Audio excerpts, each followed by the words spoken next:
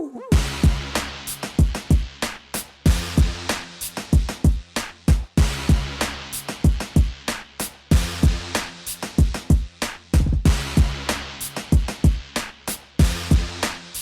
and welcome to the HopCast. Thanks for coming back, everyone. I'm Brad Chmielewski. My name is Ken Hunnemeder. And we got a special preview of some beers from Schlafly here. Yeah, they're out of St. Louis, if you've never heard of them or you're not familiar.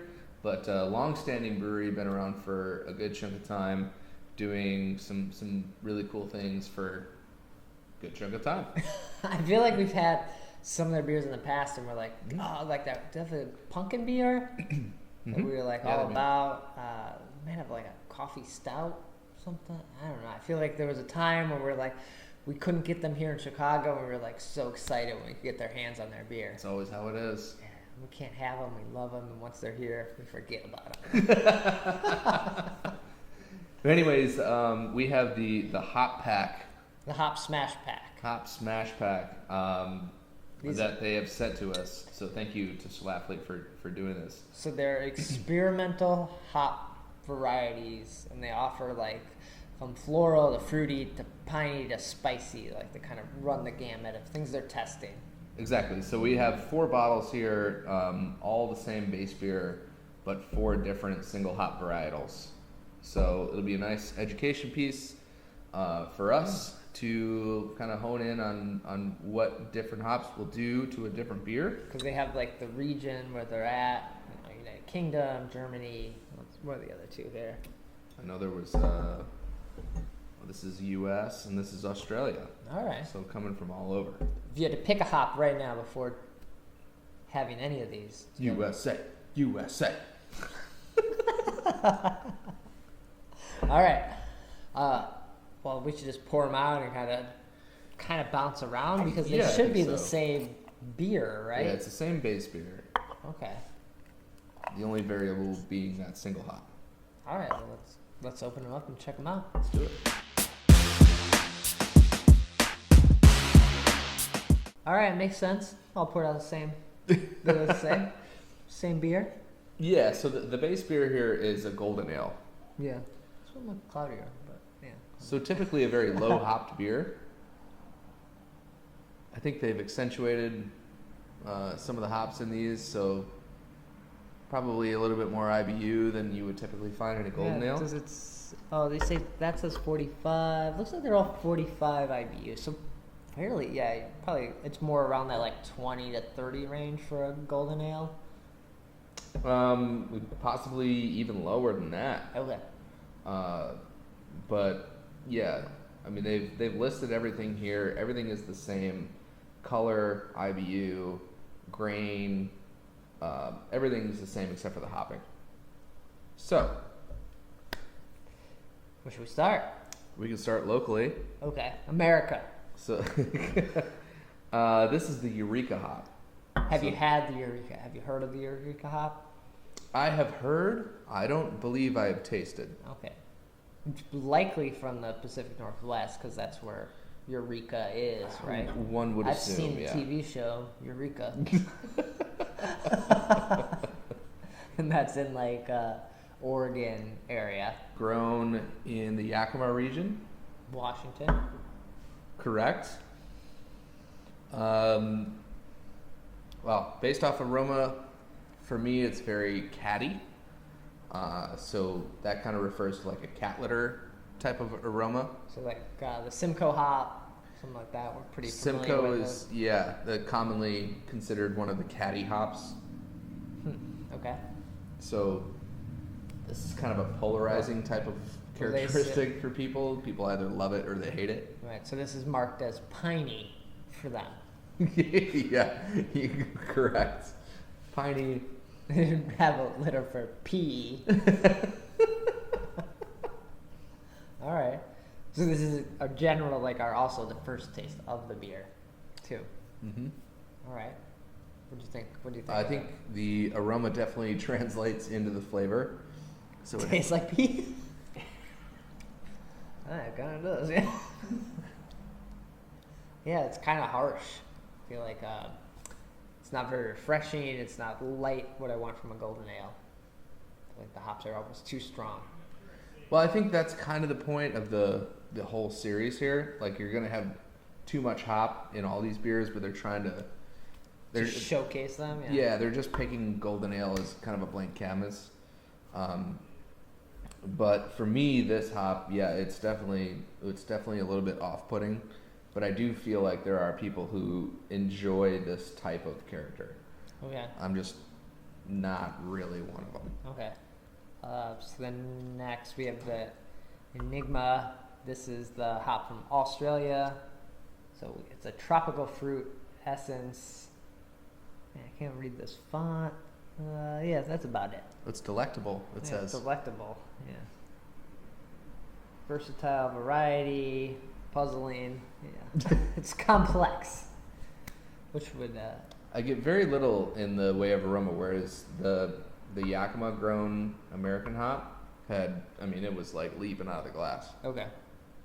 I'm having to stretch for this, but I get kind of a slight pear note.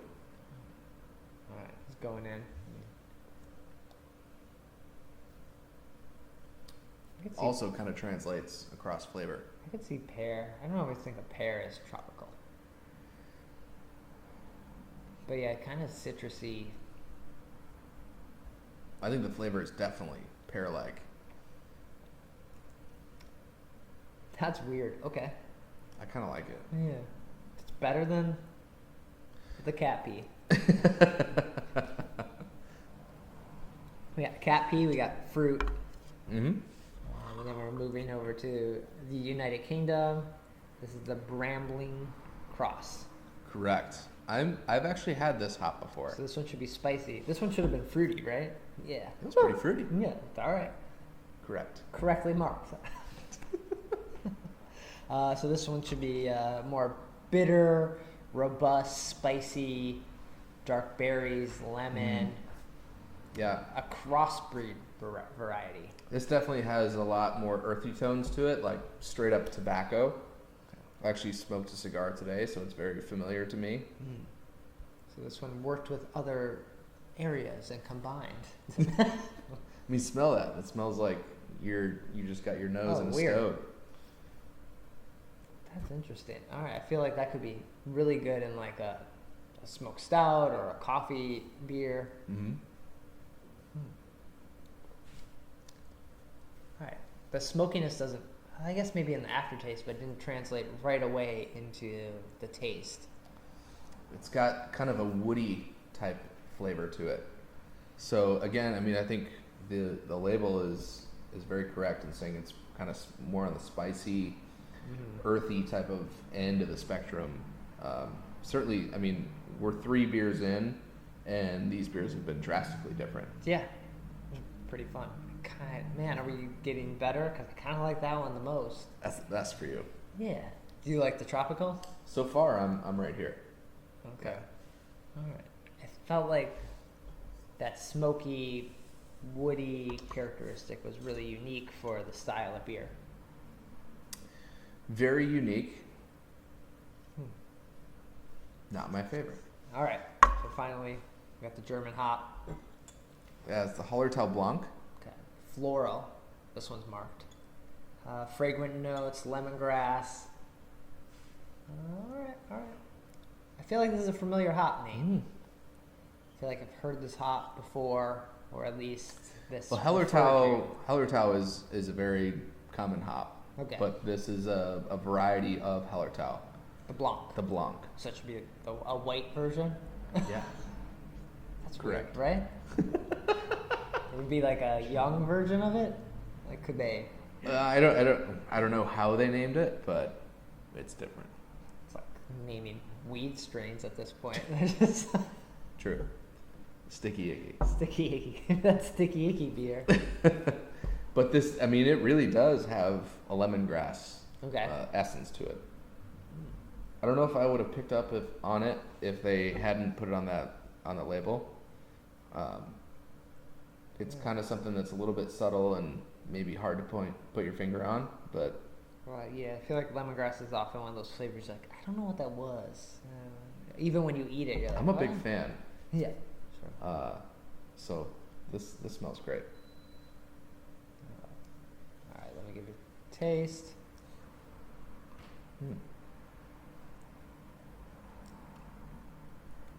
It's probably the most mild, I guess, easy drinking of all the beers. Probably what it's supposed to taste like.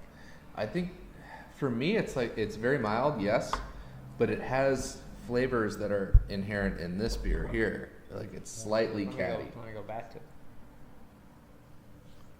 That's so strong, like the aroma now. We probably shouldn't have started there. We didn't know, right? Like, holy crap! Like, how would you know? Like, when you go into this, like, oh, gross. That's the fruity one. Give me the floral. Right? Because it comes in like I think they're coming in like variety packs, and you buy like the SMaSH pack. So that would suck if you're like, all I got left is cat pee one. So this is a commercially available. Yeah, it will be. Yeah. 12 pack. So we got a little sneak preview of them here. All right. Yeah. So again, thanks to Schlafly for doing that. And if you're interested, this is something that you could do at home as well. I really like the idea of it because there was a McKellar series. They did the single hop. Mm-hmm. I think they did like a single. Did they do yeast one or did they do a malt one too? I think they did all of it. Oh, right. So that was. I think I only did the hop one. Mm-hmm. Because that's one of the easier ones to like. Oh, this hop and this hop make a lot of sense. It is fun to learn about the hops, but experimental hops that you may not ever see are kind of harder if they're like the Simcoe, this Amarillo. You see those all the time, but I think they're trying to showcase the innovation that's going on at their brewery, which is super cool. Like they have their hands in the hops, and they're looking for some of those new flavors. Like say your Amarillo was not a thing however many years ago. True. Yeah. So they're looking for that new flavor, which is cool. Is it one of these? Might be. Could be. Could be. Could be that Bramling Cross. All right, well, we'll sip on these and we'll get out of here. Thanks for watching. Cheers.